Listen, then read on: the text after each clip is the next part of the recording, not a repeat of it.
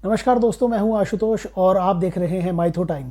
पिछले सप्ताह मैंने आपको बताया था कि आकाश सूर्योदय से पहले क्यों दिखता है गुलाबी, और साथ ही सुनाई थी कद्रू और विंता की कहानी और बताया था कि कैसे विंता का पुत्र अरुण अपनी माँ को कद्रू की दासी बन जाने का शाप देकर आकाश में उड़ गया और फिर बन गया सूर्यदेव का सारथी। अब सुनते हैं यहाँ से आगे की कहानी। जिस बीच कद्रू और विंता के बीच ये घटना घटी, वहीं दूसरी तरफ देवताओं और असुरों ने मिलकर समुद्र का मंथन किया था और उसका उद्देश्य था अमृत की प्राप्ति।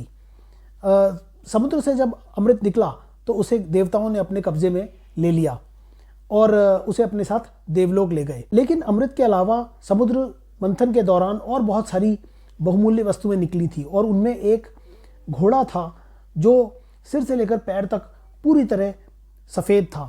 उसका नाम था उच्चैश्रवा। वो इतना विलक्षण और दिव्य घोड़ा था कि उसे देखने की इच्छा कद्रू और विंता के मन में भी जागृत हो गई। तो दोनों उसको देखने पहुंची। उन्होंने उसको कुछ दूरी से देखा। कद्रू ने कहा कि ये घोड़ा पूरा सफ़ेद है लेकिन इसकी पूंछ काली है, लेकिन विंता को ऐसा लगा कि घोड़ा पूरी तरह सफ़ेद था। तो उन दोनों के बीच एक शर्त लगी। कद्रू ने यहाँ पर चालाकी की और उसने कहा कि जो शर्त हारेगा वो शर्त जीतने वाले की दासी बनकर 500 साल तक रहेगा। विंता को पूरा विश्वास था कि घोड़ा सफ़ेद है, इसलिए उसने शर्त स्वीकार कर ली और कद्रू की चाल को समझ नहीं पाई। दोनों ने अगले दिन उच्चैश्रवा को नज़दीक से देखने का मन बनाया। इस बीच कद्रू ने अपने 1000 काले सर्प पुत्रों को बुलाया और उनसे कहा कि कल सुबह अगर तुम चाहते हो कि तुम्हारी माँ विंता की दासी न बने तो तुम्हें मेरा एक काम करना है। उच्चैश्रवा की पूँछ वैसे सफ़ेद रंग की है, लेकिन तुम्हें उसकी पूंछ पर पूरी तरह लिपट जाना है और तुम्हें ये सुनिश्चित करना है कि उसकी पूंछ का कोई हिस्सा सफ़ेद ना नज़र आए। उसकी पूंछ दूर से देखने में काली ही दिखनी चाहिए। कुछ सर्पपुत्रों ने अपनी माँ की बात मान ली, लेकिन कुछ ने इसके लिए अनिच्छा व्यक्त की और उनका ये करने का मन नहीं था। तो कद्रू ने उन्हें शाप दिया कि जो मेरे सर्पपुत्र मेरी बात नहीं मानेंगे उन्हें आगे चलकर जन्मेजय के नाग यज्ञ में जलकर भस्म होना पड़ेगा। कद्रू का ये शाप सुनकर ज़्यादातर सर्पपुत्र जो थे वो उसकी बात मानने के लिए तैयार हो गए और अगले दिन सुबह उच्चैश्रवा की पूंछ पर लिपट गए, जिसकी वजह से उच्चैश्रवा की पूंछ दिखने लगी बिल्कुल काली। और जब कद्रू और विंता ने उसे अगले दिन देखा तो विंता ये देखकर हैरान रह गई कि कल जो घोड़ा बिल्कुल सफ़ेद दिख रहा था, आज उसकी पूंछ का रंग था काला। वो कद्रू की चाल में फंस चुकी थी। कद्रू ने कहा कि शर्त मैं जीत गई हूँ और तुम्हें अब मेरी 500 साल दासी बनकर रहना होगा। तो इस तरह विंता के पुत्र अरुण का शाप फलीभूत हुआ और उसकी माँ को कद्रू की दासी बनना पड़ा। उधर विंता का दूसरा अंडा उसका समय पूरा हो गया था और उसमें से बच्चा बाहर आने को तैयार था। तो एक दिन आखिरकार वो अंडा तोड़कर बच्चा बाहर निकल आया। वो पक्षी जो उस अंडे से निकला इतना विशाल, इतना विलक्षण और तेजवान था कि विंता उसे देखकर हैरान रह गई। जी हाँ दोस्तों, ये पक्षी वही पक्षी है जो आगे चलकर भगवान विष्णु का वाहन बना। उसका नाम था गरुड़।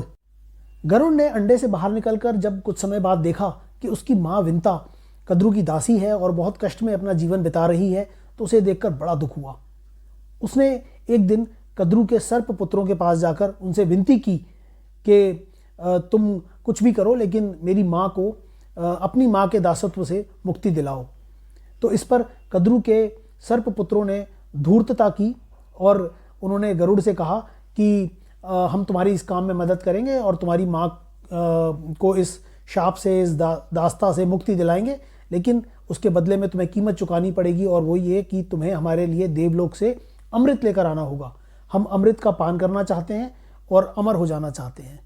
देवलोक से अमृत लेकर आना कोई सहज काम नहीं था, लेकिन गरुड़ भी कोई साधारण पक्षी नहीं था। जब उसने अपने पंखों को फैलाया तो सूरज को भी ढक लिया। उसका आकार इतना विशाल और रूप इतना विकराल था कि जो उसको देखता वो हैरान रह जाता। गरुड़ ने तुरंत उड़ान भरी और पहुंच गया देवलोक। वहां पर देवताओं के साथ उसने भयंकर युद्ध किया, यहाँ तक कि देवराज इंद्र से भी उसका सामना हुआ। देवराज इंद्र ने अपने वज्र से उस पर प्रहार किया, लेकिन गरुड़ जो कि दिव्य शक्तियों से युक्त था, महर्षि कश्यप के वरदान के स्वरूप उसका जन्म हुआ था तो उसका असर ये था हुआ कि इंद्र के वज्र का भी असर गरुड़ पर नहीं हुआ। और बाद में इंद्र ने गरुड़ से उसकी शक्ति को देखकर उसे मित्रता कर ली और उसे अमृत देने के लिए भी हामी भर दी। लेकिन गरुड़ ने ये वादा किया इंद्र से कि वो केवल इस अमृत को लेकर अपनी माँ को दास्ता से मुक्त कराना चाहता है। वह ना तो स्वयं इसका सेवन करेगा, ना ही सांपों को इसको चखने देगा। उस अमृत कलश को देखकर कद्रू के सर्पपुत्रों को बहुत खुशी हुई। वो तुरंत अमृत पीने के लिए वहाँ पहुँच गए। लेकिन गरुड़ ने इंद्रदेव को ये वचन दिया था कि वो सर्पों को इसका सेवन नहीं करने देगा, तो इसलिए उसने उन सांपों को ये कहा कि तुम पहले जाकर स्नान कर लो, स्नान करके आओ और उसके बाद फिर इस अमृत का सेवन करना। तो सांप जो थे वो सब नदी में स्नान करने चले गए और इस बीच गरुड़ ने वो अमृत कलश कुश नाम की एक घास पर रख दिया। जब नदी से स्नान करके कद्रू के सर्प पुत्र वापस लौटे तो उन्होंने देखा कि अमृत कलश वहाँ से गायब था। उसका कारण ये था कि गरुड़ की माँ दासत्व से मुक्त हो चुकी थी, तो उसने अमृत कलश उठाया और वापस देवलोक पहुँचा दिया। लेकिन जब सर्प पुत्रों ने उस कलश को वहाँ नहीं पाया तो उन्होंने ये सोचा कि कुछ घास पर ज़रूर कुछ बूंदें ज़रूर टपकी होंगी, तो हम उसी को चाट लेते हैं। और वो उस घास को चाटने में लग गए, जिसकी वजह से घास के तीखेपन से उनकी जीभ दो हिस्सों में बट गई। और तभी से दोस्तों ये कहा जाता है कि सांप की जीभ दो हिस्सों में बटी हुई होती है।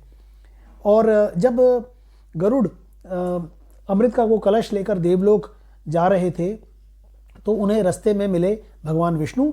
और भगवान विष्णु भी गरुड़ की युक्ति से, उसकी चतुराई से और उसकी शक्ति से बहुत प्रभावित हुए। तो उन्होंने गरुड़ को ये वरदान दिया कि तुम बिना अमृत का सेवन किए ही अमर हो जाओगे, क्योंकि तुम्हारे मन में बिल्कुल लालच नहीं है। तुमने अमृत का कलश तुम लेकर गए और लौटकर वापस भी ले आए और तुमने इस बीच अमृत को नहीं चखा, इसलिए मैं तुम्हें अमृत का वरदान देता हूँ।